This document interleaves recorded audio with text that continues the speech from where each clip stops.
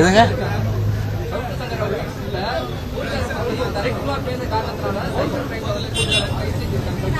அதுக்கு வந்து 41A notice கொடுக்கட்டும். 41A நோட்டீஸ் கொடுக்கணும்ல. சுப்ரீம் கோர்ட்டினுடைய ஆர்டர் என்ன? அது அவர் பேசுறது அவதூறா வருதா இல்லையா அப்படின்றத முதல்ல எடுத்து போய் கை செய்யணுமா? இப்ப இவர் எவ்வளவு பேசியிருக்காரு? யாரு? திரு ஸ்டாலின் முதலமைச்சர் பொறுத்தவரை அன்னைக்கு எதிர்கட்சி தலைவர் அந்த சூழ்நிலையில எவ்வளவு எங்க அரசை திட்டிருக்காரு, எவ்வளவு திட்டிருக்காரு. அதுக்கெல்லாம் நம்ம போய் அவர் போய் கைது செஞ்சுமா? நம்ம கைது செய்யலையே. அத வந்து ஒரு ஜனநாயக நாட்டுல வாதத்துக்கு வாதம் எது? அதான் நாங்க வந்து ஜனநாயகத்துல பேச்சுரிமை அது வந்து முழுமையான அளவுக்கு எங்க ஆட்சியில வந்து அனுமதிக்கப்பட்டது. அதனாலதான் வந்து எல்லாம் கண்ணாமண்ணான்னு பேசினானுங்க. அதை பத்தி நாங்க கவலைப்படல. ஜஸ்ட் இக்னோர், அவ்வளவுதான். ஒண்ணுமே பேசக்கூடாதுன்னா என்ன இது? என்ன மன்னரா? ஸ்டாலின் வந்து மன்னர், அவருடைய பையன் உதயநிதி இளவரசர், எல்லாம் பட்டத்து இளவரசர்களா, பட்டத்து ராஜாக்களா, இல்ல முடிசூட்டப்பட்டவர்களா? எல்லாம் இன்னும் 2 வருஷம் ஆட போறீங்க. அப்படியே திரும்பாதா உங்களுக்கு? அப்படியே திரும்ப உங்களுக்கு? இதெல்லாம் பார்க்கணும். முற்பகல் செய்யும் பிற்பகல் விளைன்னு எப்படி சொன்னாங்க அந்த காலத்துல. அதனால இன்னைக்கு ஆட்சி அதிகாரத்தை வச்சு ஆடுறீங்க. இன்னைக்கு ஆட்சி அதிகாரத்தை வச்சு ஆடுறீங்க. நாளைக்கு 2 வருஷம் இன்னும் ஓடிடும். ஓடும்போது கண்டிப்பா வந்து உங்களுக்கும் இதே நிலைமை தான் வரும். அதை மட்டும் யோசிங்க. அது என்ன நிலைமை?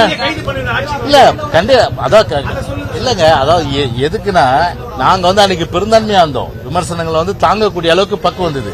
அண்ணா சொன்ன மாதிரி பாத்தீங்கன்னா மாற்றான் தோட்டத்து மல்லிகைக்கு மனம்ன்ற மாதிரி ஏதோ ஆகும்போது அவங்க விமர்சனம் சொல்றாங்க, நம்ம எதிர் விமர்சனம் சொல்லிட்டு போறோம்னு போனோம். ஆனா அதை விட்டுட்டு ஒரு இயற்கை நீதியை பின்பற்றாம 41A நோட்டீஸ் கொடுக்காம திடுதிடுப்புன்னு போய் கைது செய்வது என்பது நிச்சயமாக ஜனநாயகத்தில் ஏற்றுக்கொள்ள முடியாத ஒன்று.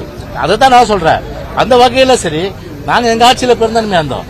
இனிமே அந்த பெருந்தன்மைகள் எங்க ஆட்சியில கண்டிப்பா வந்து அதாவது என்னன்னா வந்து முள்ளால் எடுக்கின்ற மாதிரி, வைரத்தால் தான் இருக்கிற மாதிரி எங்களுடைய அந்த ஆட்சி வரும்போது கண்டிப்பா வந்து அதாவது இதை போல வந்து கடுமையான விமர்சனம் வந்து செய்தால் கூட, கண்டிப்பா வந்து அதுக்கு எதிர் விமர்சனம் செய்தாலும் கூட நாங்க வந்து பெருந்தன்மையா இருக்க மாட்டோம்.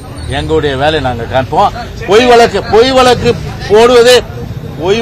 போடுவதே தொழிலாக கொண்டவர்கள் அவர்கள் மீதும் பாத்தீங்கன்னா நான் பழி வாங்குறது எண்ணத்தோட சொல்ல, அந்த 2 வருஷம் சொல்றேன்.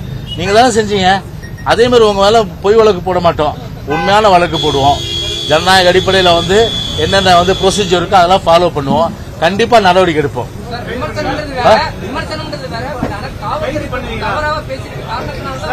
அதுதான் தம்பி 41 இல்ல தம்பி 41A நோட்டீஸ் கொடுத்து ஒரு தம்பி 41A நோட்டீஸ் கொடுத்து ஒரு எக்ஸ்பிளேஷன் கேட்க வேண்டியது தானே? சுப்ரீம் கோர்ட் சொல்லி இருக்குல்ல. இப்ப கைது பண்றதுக்கு முன்னாடி வந்து 41A நோட்டீஸ் கொடுக்கணும்ல. அதை 41A நோட்டீஸ் கொடுத்து விளக்கம் கேட்டு கைது பண்ணுங்க.